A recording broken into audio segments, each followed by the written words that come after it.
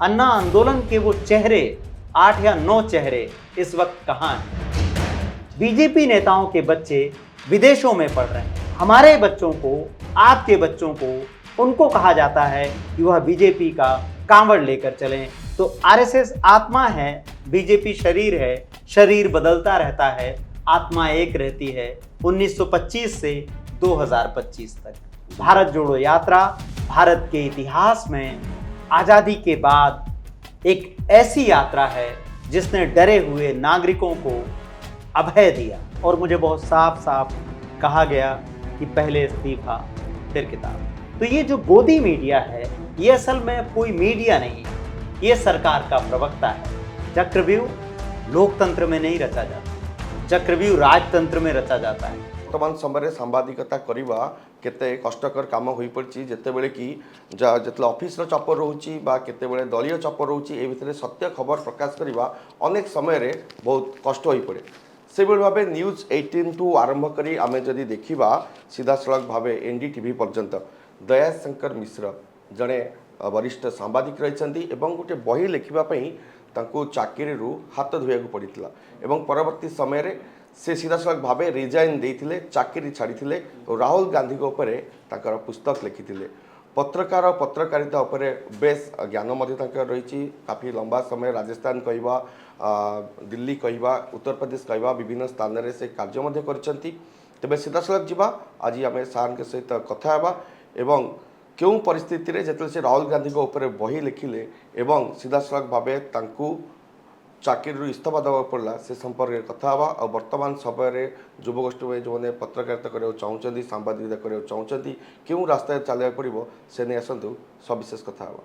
Sir क्या वो time था उस समय आपने कितने मानसिक तनाव झेले जब आपने इतने बड़े पोस्ट पे काम कर रहे थे, आपके अंडर इतना टीम था, सडनली आपको जो मैंने आपका प्रीवियस सब रिपोर्टिंग देख रहा था तब आपको एचआर के ऑफिस से डायरेक्ट लोग आते हैं बोलते हैं कि आप डायरेक्ट ऑफिस चलिए, आप ये बुक आइदर पब्लिश नहीं करेंगे, अगर पब्लिश करेंगे तो जॉब छोड़ेंगे और कई सारे आपके ऊपर सवाल उठाया गया, काफ़ी तकलीफ झेलनी पड़ी।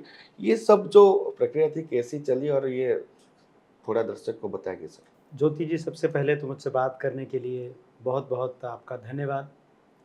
ये धन्यवाद इसलिए भी क्योंकि मेरी किताब आने के बाद देश में इतने सारे मीडिया संस्थान हैं, वेबसाइट हैं, अखबार हैं, लेकिन आपके दर्शकों को और आपको भी जानकर आश्चर्य हो सकता है कि एक लाइन कहीं पर किसी भी टेलीविज़न चैनल की न्यूज़ वेबसाइट ने या देश के उन तमाम अखबारों ने जो बड़े अखबार कहे जाते हैं, उन्होंने एक लाइन कहीं इस किताब के बारे में नहीं प्रकाशित की, एक लाइन कहीं इस किताब को जगह नहीं दी।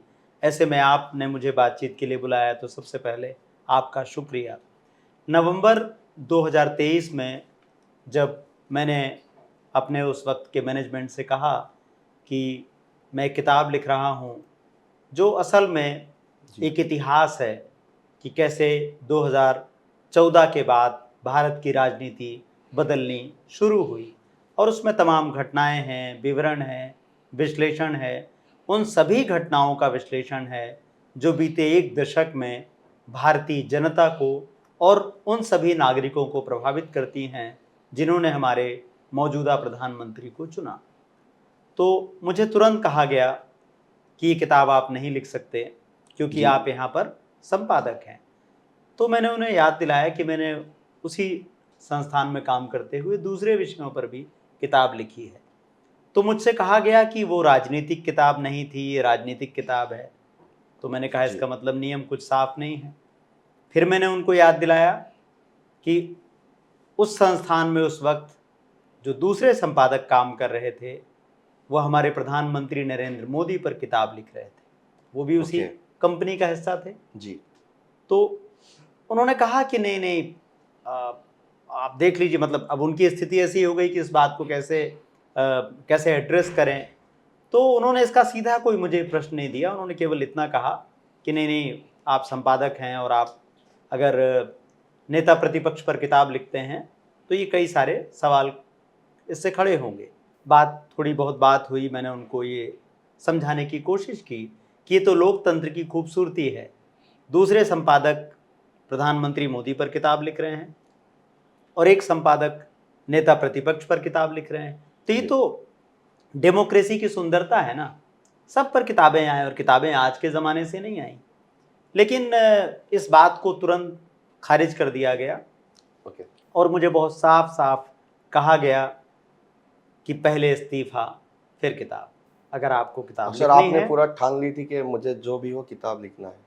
नहीं किताब पर तो काम चल ही रहा था जी। और मैंने उनको बताया, जब किताब पर काम पूरा होने लगा तो मैंने उनको बताना ठीक समझा, क्योंकि यही तरीका है। हाँ। और मैंने पहले भी वहाँ रहते हुए एक किताब लिखी तो मैंने जी। उनको बताया। तो जब मैंने उनको बताया कि किताब आ रही है तो उन्होंने कहा कि नहीं देखिए, किताब तो प्रकाशित नहीं हो सकती, अगर आप किताब को प्रकाशित करना चाहते हैं तो आपको इस्तीफा देना होगा। तो ये तो कोई विकल्प बचा ही नहीं कि या तो आप किताब चुन लीजिए या इस्तीफा दे दीजिए। तो मेरे सामने स्थितियां बिल्कुल साफ थी, लेकिन मेरे सामने केवल यही दो सवाल नहीं थे कि इस्तीफा या किताब। सबसे बड़ा सवाल मुझे लगता है जो इस देश में इस वक्त है, वो सवाल है संविधान का, कि हमारा संविधान क्या कहता है, संविधान नागरिकों से क्या कहना चाहता है। तो मैंने जब संविधान की तरफ देखा तो मैंने महसूस किया कि इस वक्त संविधान की आवाज़ क्या है, संविधान क्या कहना चाहता है। तो भारत का संविधान कहता है कि आप बंधुता के लिए खड़े हों, आप समानता के लिए खड़े हों, अभिव्यक्ति की आज़ादी आपका अधिकार है और आप नागरिकों की गरिमा के लिए खड़े हों। तो जब ये सारी बातें संविधान में हैं मोटे तौर पर, तो मुझे लगा कि मैं अपने संवैधानिक दायित्व का भी निर्वाह करूं। तो मेरे पीछे सबसे बड़ी शक्ति मैं अपने संविधान को मानता हूं। चुनौतियां तो हम सबको होती हैं। ओके। जिस तरीके के सामान्य परिवार से मैं आता हूं तो मुश्किल था, और ये भी तय था कि जब सब कुछ ये होगा तो आगे सारे रास्ते बंद होंगे।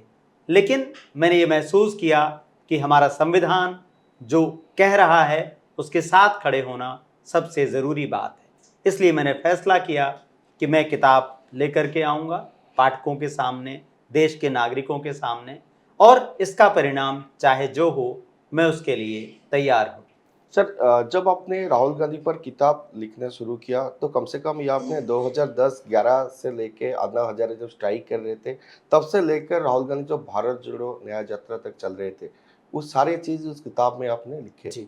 ये सब चीज़ आपने वहाँ रखने के लिए क्यों ठीक समझा और लोग जाने इससे आगे जाए? और आपने जो हमेशा बोलते हैं कई बार हमने सुना है आप बोलते हैं गोदी मीडिया उनको बोलते हैं और भक्त बोलते हैं, ये सब चीज़ जो है इसको आप कैसे देखते हैं? क्यों ये सब सारी चीज़ सामने आप लाने के लिए सोचे? क्योंकि अन्ना हजारे के स्ट्राइक से लेके भारत जोड़ो न्याय यात्रा तक आपने ये सब चीज़ उस किताब में क्यों लिखी सर? लोकतंत्र में एक बहुत सामान्य बात है, अलग अलग पार्टियां होंगी, अलग अलग दल होंगे जी। और सामने आमने बात होती है। हाँ। बीजेपी के सामने कांग्रेस है, बीजेपी और कांग्रेस के सामने बीजेडी है, या अलग अलग पार्टियां हैं। तो ये देश की खूबसूरती है। जी। लेकिन होता क्या है कि जो फांसीवादी ताकतें हैं, जिनका लोकतंत्र में यकीन नहीं है, जब वो देखती हैं कि सीधी लड़ाई नहीं लड़ी जा सकती तो वो फिर चक्रव्यूह रचते हैं। चक्रव्यूह लोकतंत्र में नहीं रचा जाता, चक्रव्यूह राजतंत्र में रचा जाता है। हमने महाभारत की कहानियां सुनी है ना कि एक चक्रव्यूह रचा गया, कैसे नियम कायदे तोड़े गए। लेकिन लोकतंत्र में सीधे बात होती है, इसीलिए पारदर्शिता की बात होती है।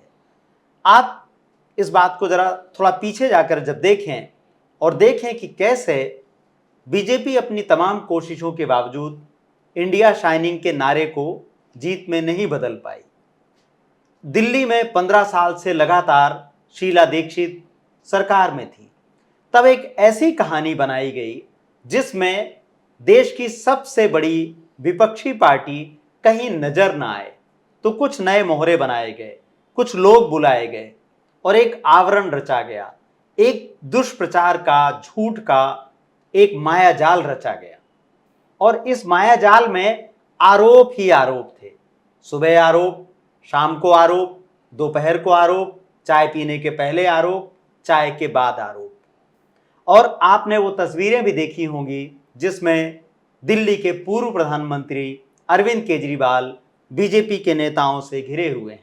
और जब इस बार दिल्ली के नतीजे आए तो मैंने सोशल मीडिया पर एक पोस्ट किया कि अरविंद केजरीवाल को लाने वाले कौन थे, और वो काफ़ी पोस्ट पर चर्चा हुई कि अरविंद केजरीवाल कहाँ से आए थे, अन्ना हजारे कहाँ से आए थे।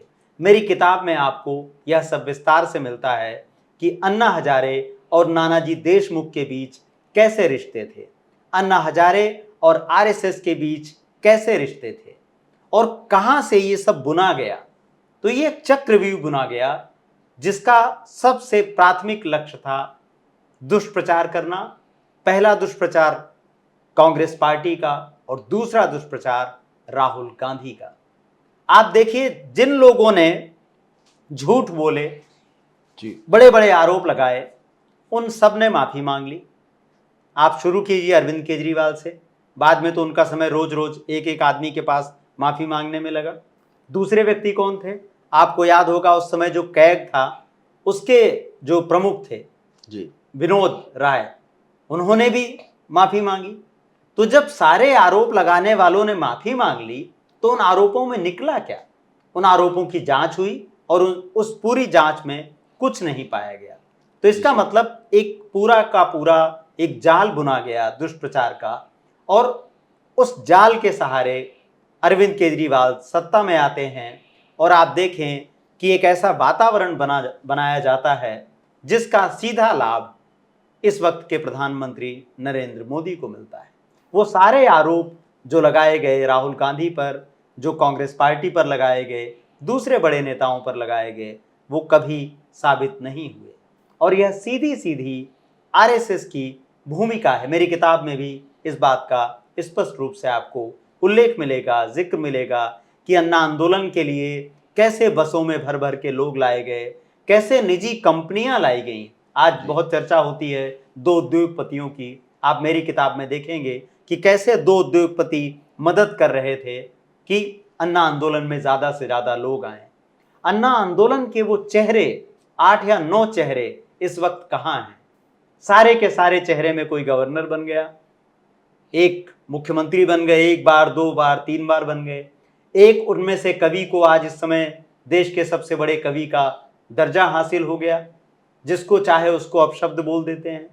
तो उस पूरे 9-10 लोगों की टीम में से आप देखिए, सब के सबको सत्ता मिली, सब के सब उस सत्ता में भागीदार हुए, और आज जो पार्टी देश में लगातार तीसरी बार शासन की सबसे बड़ी हिस्सेदार है, उस पार्टी में यह सारे 9-10 लोगों की भूमिका से आप समझ सकते हैं कि अन्ना आंदोलन किसकी उपज था और उसका उद्देश्य क्या था। मेरी किताब में यह सब बातें बहुत स्पष्टता से हैं। जी सर, और एक बात जानना चाहते हैं सर, क्या आज के ज़माने में पत्रकारिता करने में झूठ बोलना बहुत ज़रूरी हो गया है, या सच बोलने में लोगों को दिक्कत हो रही है? जिस तरह से आपके साथ बर्ताव किया गया, ये चीज़ आप देखिए, जब आप सच सामने के लिए लाने के लिए कोशिश की, उस टाइम आपको नौकरी से निकाल दिया गया, तो नहीं, मैंने इस्तीफा दिया। हाँ, हाँ, इस्तीफा क्योंकि दिया। इसमें अंतर है ना, जी, इस्तीफा क्योंकि निकालना मेरे ओके। पास ये विकल्प था। तो हाँ। मैंने कहा कि मैं फैसला करूंगा, तो मैंने नौकरी छोड़ी, सर इस्तीफा दिया। मैं भी एक बात सुना हूँ कि आपको लैपटॉप को सीज कर दिया गया। जब आप नॉर्मली जैसे ऑफिस पहुँचते थे, वैसे आप जाके ऑफिस पहुँचे, फिर आपको एचआर से कॉल आता है, आप जाते हैं, जब आके देखते हैं तो आपके टेबल पे आपका लैप ही नहीं था, सब कुछ वो ले गए थे। ये कोई ह्यूमैनिटी तो नहीं होता है ना सर? तो क्या आज के ज़माने में पत्रकार सच बोलना एक अपराध हो गया है ये गोदी मीडिया में? आपके सवाल पर आने से पहले मैं बताऊं कि जब मैंने अपने इस्तीफे की घोषणा कर दी, जी बता दिया, तो एक नोटिस पीरियड होता है, एक हाँ, सामान्य प्रोटोकॉल है। 1 महीना या मेरा 2? 3 महीने का नोटिस पीरियड था, जी क्योंकि मैं वहाँ पर एक बड़ी टीम को देख रहा था। जी सर। तो मैंने सोचा कि मैं सामान्य दिनों की तरह काम करूँगा, इस्तीफा देने के ठीक अगले दिन। जी लेकिन मैं जैसे ही ऑफिस पहुँचा तो मैं देखता हूँ कि मुझे एचआर रिसीव करने आता है, और वो कहता है कि आपका लैपटॉप कहाँ रखा है? मैंने कहा लैपटॉप तो डेस्क पर रखा है। अगले पल सब कुछ सीज हो जाता है। मेरे सामने एक पेपर आता है जिस पर मुझे साइन करने के लिए कहा जाता है, और कहा, फटाफट सब होता है। अच्छा हाँ, सब कुछ कि आप तुरंत, उसमें कोई चॉइस ही नहीं है। और मैं मना कर देता हूँ कि मैं इस पर कोई साइन नहीं करूँगा। तो कहते हैं कि आप साइन करें चाहे ना करें, फैसला हो चुका है। जी तो ये मीडिया के काम करने का तरीका नहीं था। हाँ, मैं बिल्कुल कोई सच। पहला व्यक्ति नहीं हूँ देश में जिसने किताब लिखी हो। जी इस सर। देश में सबसे लंबे समय तक विपक्ष में बीजेपी रही है। ये बात हम सबको जानना चाहिए। और बीजेपी के नेताओं पर सबसे ज़्यादा किताबें लिखी गई, लेकिन क्या किसी को इस तरह से कहा गया कि आपने किताब लिखी है? किसी अटल बिहारी वाजपेयी पर आपने किताब लिखी, आपने श्यामा प्रसाद मुखर्जी पर किताब लिखी, बीजेपी के तमाम नेताओं पर लोगों ने नौकरियां करते हुए किताब लिखी, लेकिन उनमें से कितने लोगों को कहा गया कि आप इस्तीफा दे दीजिए? तो आपने जो गोदी मीडिया की बात कही, जी तो इसमें समझना जरूरी है कि भारत में वैसे तो पत्रकारिता का कोई बहुत स्वर्णकाल कभी नहीं था, हमेशा से मुश्किलें थी। हमें ऐसा नहीं मानना चाहिए कि कभी कोई एकदम एकदम ऐसा सर, नहीं आप था। भी ऐसे बोले थे, जो ऑफिस में काम कर रहा था तो एक न्यूज नैरेटिव करना चाहिए, एक एंगल बनाना चाहिए जो राहुल गांधी के ऊपर जाता होगा, इसका कांग्रेस का बुराई दिखाता होगा। ये सर रोज काम करने को आपको प्रेशराइज करा किया जा रहा था।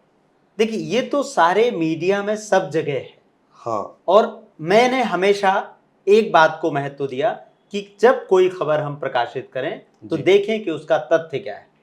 तो मैंने जब तक अपने दायित्व का निर्वाह किया, जी तो कभी किसी भी ऐसी खबर को प्रकाशित नहीं किया जिस खबर को आज कोई कह सके कि ये झूठ थी, ये दुष्प्रचार थी, ये इसमें नफरत थी।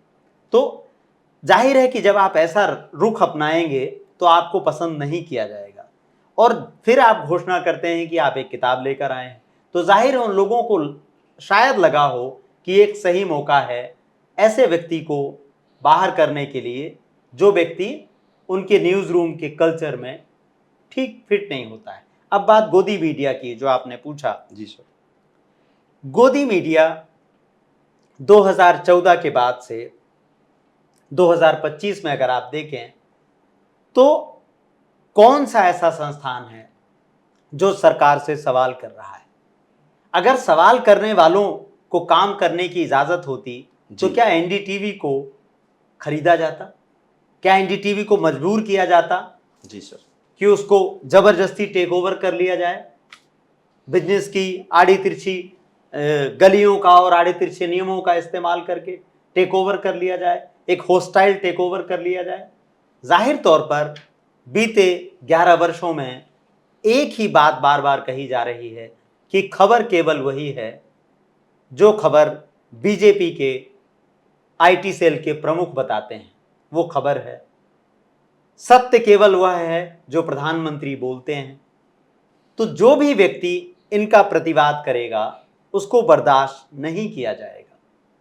देश का मीडिया जो 2014 के पहले सवाल करता था, आपको याद है उस वक्त की हेडलाइन? आपको याद होगा कि कितने प्रोग्राम बनाए जाते थे मनमोहन सिंह जी पर? वो भी तो देश के प्रधानमंत्री रहे 10 साल तक। कैसे जी कैसे कैरिकेचर, कैसे हेडलाइन, कैसे कार्टून बनाए जाते थे? किस पत्रकार को नौकरी से निकालने की बात कही सर, गई क्या है? आजकल सिस्टम इतना कमजोर हो गया है कि एक बुक लिखने से नौकरी से निकाल दिया जाएगा, एक्शन लिया जाएगा?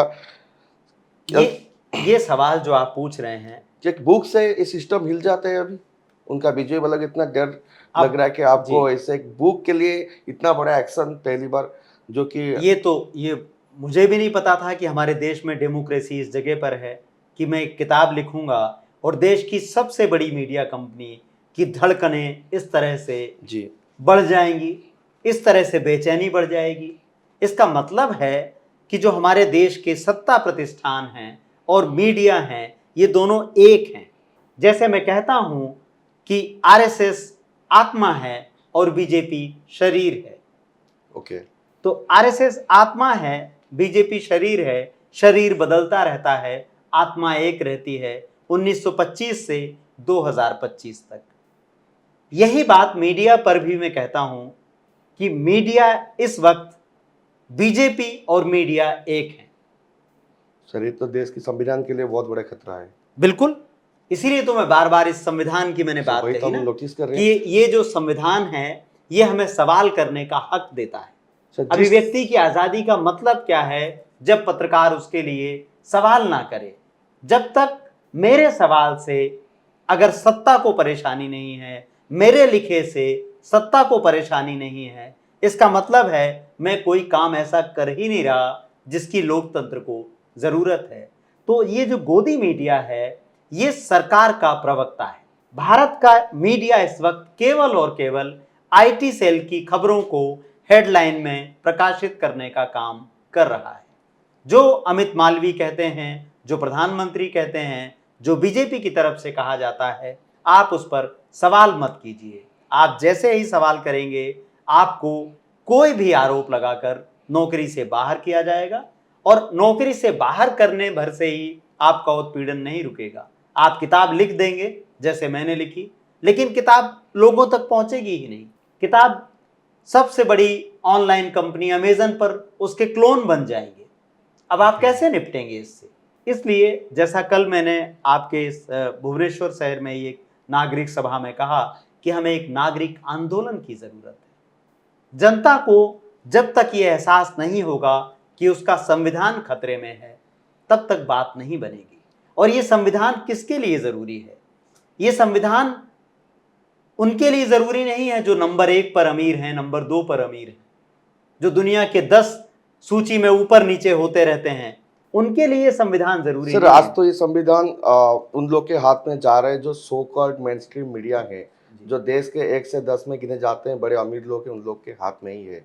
आप नहीं नहीं, चाहे मैं इसमें बात को ऐसे कहता हूं जी कि उनके लिए संविधान का उतना मतलब नहीं है। जी संविधान का मतलब उनके लिए है जिनके पास आवाज नहीं है। आज जी देश में चाहे आप जिस जाति, मजहब, समाज से आते हों, आप सबको एक ही नागरिकता है, और ये नागरिकता है सबको समान अधिकार है, सबको जी एक जैसे अधिकार मिले हुए हैं। तो ये संविधान किसके लिए है? संविधान हम सब के लिए है। जो व्यक्ति जितना गरीब है, उसको संविधान की जरूरत उतनी ज्यादा है। इसीलिए आप देखें कितनी चतुराई से 2024 में लोकसभा चुनाव में एक नारा बनाया गया कि 400 पार। संविधान बदलने के लिए बहुत जरूरी, बार बार कहा गया कि संविधान बदलना है। कर्नाटक से लेकर अयोध्या तक, अयोध्या से लेकर जोधपुर तक, चारों दिशाओं में यह नारा बना कि संविधान बदलना है। ये तो देश की जनता के लिए हमें धन्यवाद देना चाहिए, उनका आभारी होना चाहिए कि उन्होंने इस एजेंडे को विफल किया। तो ये जो गोदी मीडिया है, ये असल में कोई मीडिया नहीं है, ये सरकार का प्रवक्ता है। इसलिए आपने देखा होगा, मैं कई जगह जाकर निवेदन करता हूं कि गोदी मीडिया का पूर्ण बहिष्कार जरूरी है। जब तक आप गोदी मीडिया का बहिष्कार नहीं करेंगे, तब तक झूठ का फैलना बंद नहीं होगा। बहिष्कार का मतलब है हर नागरिक उन सभी को देखना बंद करे जो झूठ फैलाते हैं। इसका मतलब है कि उनको मोबाइल पर देखना बंद करे, वो अखबार लेना बंद करे, उनको ही केवल आप सुनिए, पढ़िए, उनके साथ बात करिए, सोशल मीडिया पर उनसे एंगेज होइए जो आपको तर्क करने पर मजबूर करते हैं। जी ये जो सर। नफरत की खेती है, इसका बहिष्कार किए बिना देश आगे नहीं बढ़ेगा। जी। भाई और एक चीज़ जानना चाहते हैं, आप जो बता रहे हैं कि अभी इंडिया पाकिस्तान का एक दिन का 24 घंटे का युद्ध हुआ कि नहीं मुझे तो पता नहीं, मगर उस रात को इंडियन आर्म फोर्स कराची चले गए, लाहौर अख्तियार कर दिए, इसे कई नारे देखने को मिले, फिर बाद में कोई माफ़ी नहीं मांगा। और सबसे एक बड़ी बात है कश्मीर के वहाँ जो पूंछ एरिया है वहाँ पर मोटार का अटैक हुआ था, वहाँ पर एक नॉर्मल इंसान मरा था जिसको आतंकी बोल दिए थे। उसके घर वालों ने काफ़ी सारे रोए और बताया कि ये जो गोदी के मीडिया है इससे कर रहे हैं, एक शरीफ इंसान को आतंकवादी बना दिया। वो जिसको प्रॉब्लम होता है वो झेलता है, उसको कैसा लगता है। इस ज़माने में जैसे वो मीडिया को ऐसे एक तरफ हैंडल करके रखे हैं, जो खुद को so called main stream media बताते हैं, इस वक्त में आप लोगों के पास आपके विचारधारा कैसे पहुंचाएंगे सर? और लोगों इनसे कैसे दूर होंगे? और आपके विचारधारा, राहुल गांधी की जो विचारधारा है, कांग्रेस की जो विचारधारा है, वो सब लोगों के पास कैसे पहुंचेगा जब सब कुछ ट्रैप्ड हो गया है तो? आपका सवाल लंबा है, 2-3 इसको जी अगर हम हाँ। टुकड़ों में बांटें। पहली बात, भारत पाकिस्तान के बीच जो तनाव हुआ, जी आप देखें उसके बाद अमेरिका के राष्ट्रपति लगातार अब तक कम से कम 14 या 15 बार कह चुके हैं जी कि सीज फायर मैंने कराया। हमारे ओके प्रधानमंत्री ने कल इसी भुवनेश्वर शहर में कहा कि उनको अमेरिका बुलाया गया था कि लंच जी जी करिए, आइए, बैठिए, बात करिए। उन्होंने ये दावा किया कि उन्होंने यहाँ आने का निमंत्रण स्वीकार किया और वहाँ नहीं गए। देश इस तरह के विदेश नीति और इस तरह के दावों से नहीं चला करते। प्रधानमंत्री नरेंद्र मोदी को पहली बार कम से कम प्रेस कॉन्फ्रेंस करने का साहस करना चाहिए था। ओके। और ये एक ऐसा मुद्दा था जिसमें सारी दुनिया या सारा जो भारत है वो देखता कि कैसे भारत अपनी ताकत बताता है, और सामने आकर उनको कहना चाहिए था कि सीज फायर ट्रंप ने नहीं कराया। तो पहली बात तो विदेश नीति की सबसे बड़ी विफलता है कि बार बार 15 बार 14 या 15 बार राष्ट्रपति ट्रंप दोहराते हैं कि उन्होंने सीज फायर कराया। अब तो पाकिस्तान ने उनका नाम नोबेल पुरस्कार के लिए भी सामने रखा है। तो ये बहुत महत्वपूर्ण और गंभीर बात है कि भारत की विदेश नीति इस वक्त विफल हो गई है। दुनिया का कोई देश भारत का समर्थन करने नहीं आया। हमने अपने सांसद विदेशों में भेजे। सरकार के पास तो ऐसे सांसद भी नहीं थे।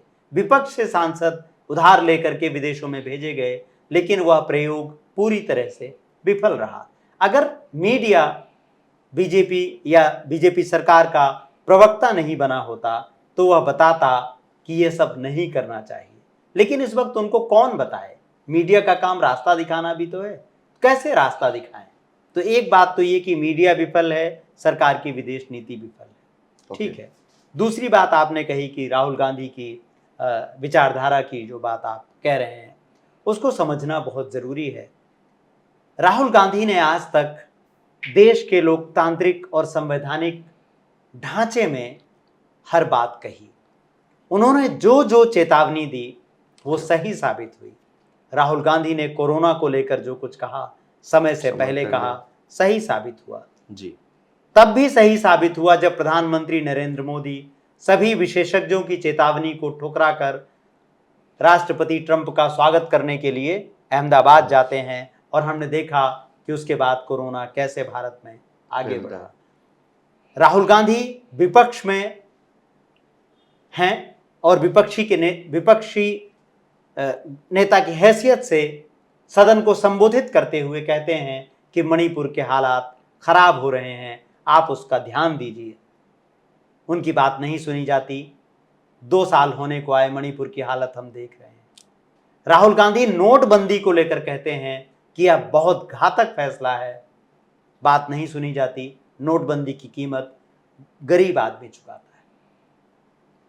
तो राहुल गांधी का पूरा दृष्टिकोण संवैधानिक है। राहुल गांधी का दृष्टिकोण वैज्ञानिक है। वह आपको ऐसे भावनात्मक मुद्दों की ओर नहीं ले जाते हैं जो बिना किसी तर्क के चलते हैं। आप प्रधानमंत्री और नेता प्रतिपक्ष के बयानों का एक सामान्य विश्लेषण करिए, दोनों को सामने रखिए और देखिए कि कौन तर्क के साथ है, कौन लोकतंत्र के साथ है और कौन विज्ञान के साथ है। ये कसौटी है। इस कसौटी पर आप देखेंगे कि राहुल गांधी लगातार हर दिन सफल और सही साबित हो रहे हैं। दूसरी बड़ी बात, भारत जोड़ो यात्रा। भारत जोड़ो यात्रा भारत के इतिहास में आजादी के बाद एक ऐसी यात्रा है जिसने डरे हुए नागरिकों को अभय दिया। सर, आपकी एक छोटी सी रुकना चाहेंगे। आपने कई बार भी बोले हैं कि जो बीजेपी सरकार में एक रथ पूरा भारत घुमा था उसको उसने आंदोलन बोला था। आपने उसे नकारा और बोला कि ये आंदोलन नहीं है, राहुल गांधी जी जो पूरा भारत भ्रमण की उसको आपने श्रेय दिया। इस चीज़ में जो बंटवारा किया आपने क्यों किया? आपको क्यों नहीं लगा कि जो बीजेपी ने जो चीज़ किया राहुल गांधी उससे आगे जाके अच्छे किए, दलितों के लिए काम किया? ये आपको ऐसा महसूस सर क्यों हुआ? दोनों बात, बहुत अच्छा सवाल आपने पूछा ज्योतिरंजन जी। जी सर। दोनों में अंतर करना बहुत जरूरी है। हाँ, ये इस चीज़ के सत्य में आए। हाँ। पहली बात, बीजेपी जिसे रथ यात्रा कहती है जी। या बीजेपी जिसे राम मंदिर आंदोलन कहती है, उसमें आंदोलन जैसी कोई बात नहीं। Okay sir. वो बीजेपी की रथ यात्रा है। और बीजेपी की रथ यात्रा का उद्देश्य क्या था और उसका हासिल क्या हुआ? बीजेपी की रथ यात्रा से देश भर में धार्मिक उन्माद फैला। यस। जगह जगह पर हिंसा हुई, बेमनस्यता फैली, नागरिकों में विभाजन फैला, हिंदू और मुसलमान की खाई गहरी होती गई। जगह जगह हर देश में यह जो नारा बनाया गया कि बच्चा बच्चा राम का, और इस तरह के सारे नारे बनाए गए, वो नारे आगे चल के किसके काम आए?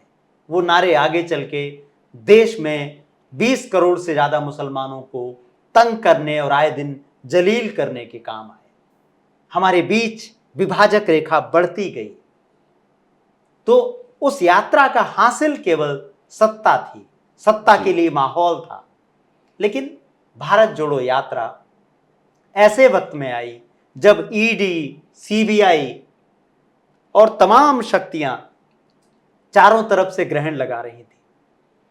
मीडिया बोल नहीं रहा था, नागरिक चुप थे, अल्पसंख्यकों पर लगातार हमले हो रहे थे, एक से मतलब बीभत्स घटनाएं, डरावनी घटनाएं घट रही थी। ऐसे वक्त में राहुल गांधी खड़े होते हैं और कश्मीर से कन्याकुमारी तक, कन्याकुमारी से कश्मीर तक भारत को सही अर्थों में एक करते हैं। और पूरे देश का भ्रमण एक व्यक्ति करने निकल पड़ेगा, एक ऐसी यात्रा पर जो यात्रा पैदल होगी।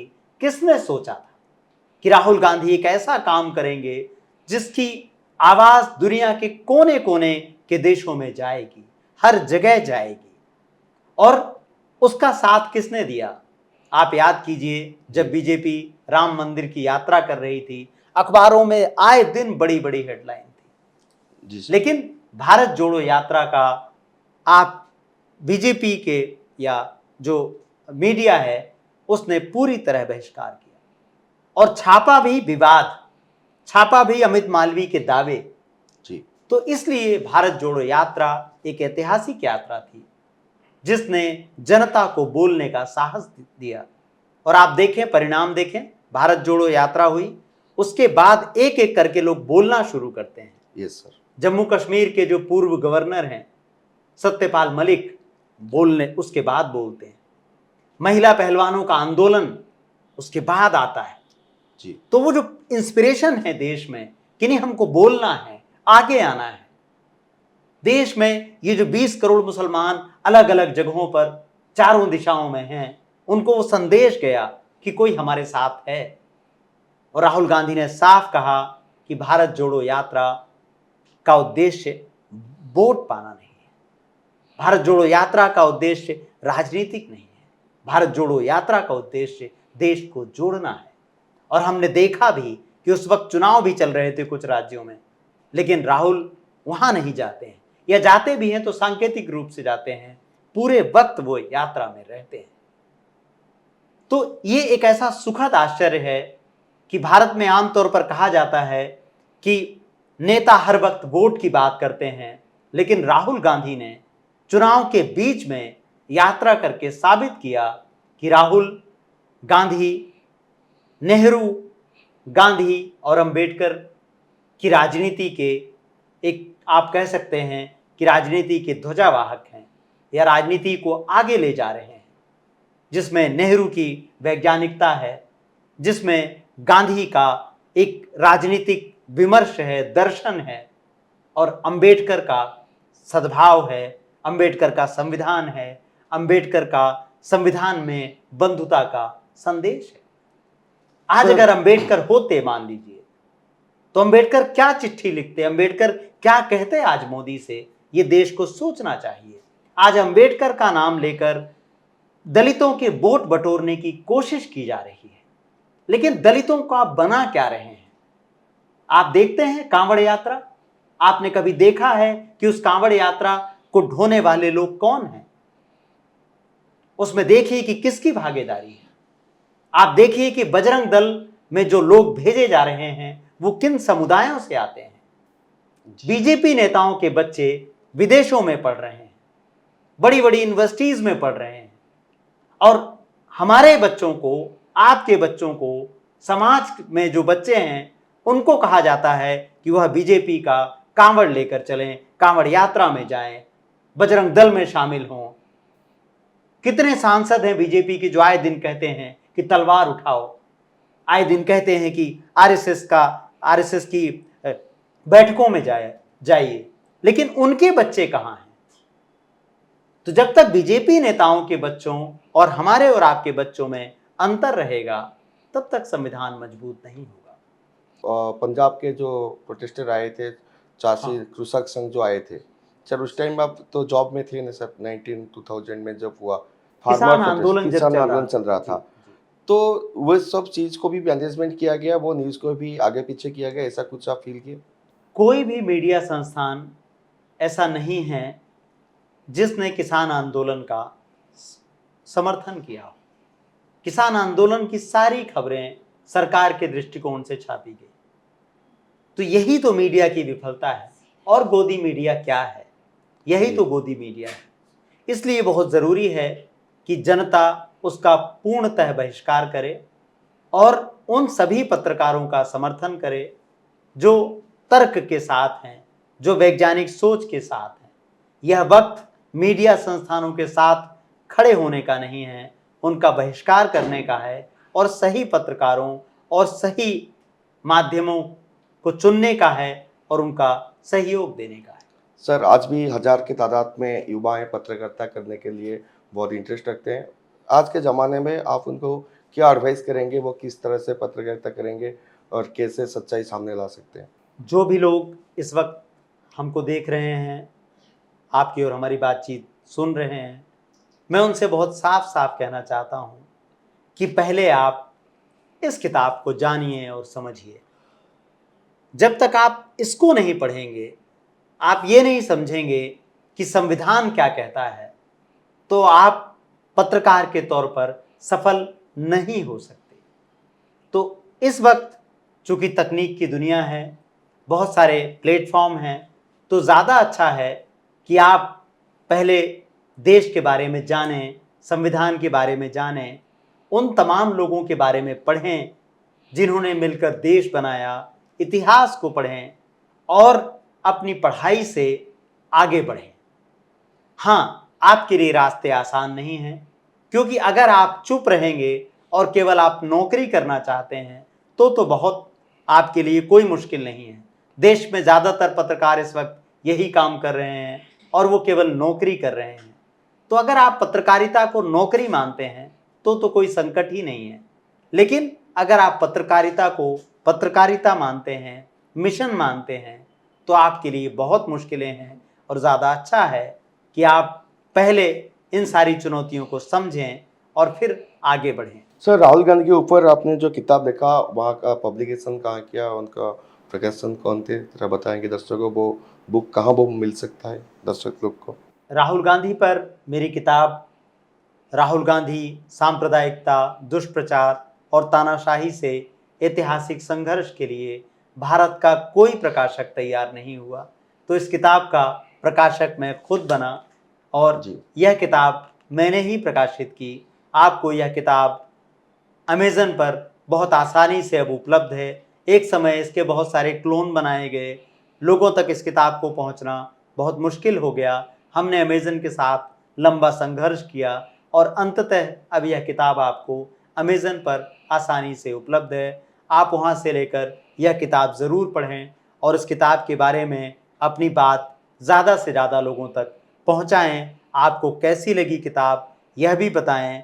आप मुझे मेरे सोशल मीडिया प्लेटफॉर्म पर टैग कर सकते हैं, मुझसे किताब के बारे में बात कर सकते हैं। सर और एक चीज़ जानना चाहेंगे, जब आप एडिटर पोस्ट में थे, इतने बड़े पोस्ट में, इतने बड़े पोस्ट को आपने ठुकरा के बुक लिखने के लिए, लोगों के सामने सच्चाई लाने के लिए बाहर आए, सर कभी वो ऑफिस एटमॉस्फेयर ये सब चीज़ मिस नहीं होते? आपको कभी इसके लिए दुख नहीं होता है कि इतना बड़ा पद में था, मुझे इतने लोग रिस्पेक्ट कर रहे थे, काफ़ी लोग जाने पहचान थे, इसको लेके सर अब क्या लगता है? मैं दिल्ली में रहता था जी सर। और आज मैं भुवनेश्वर में हूँ जी। और पहले मुझे आप नहीं जानते थे, जी। ठीक बात है ना? जी सर। आज आप मुझसे बात कर रहे हैं।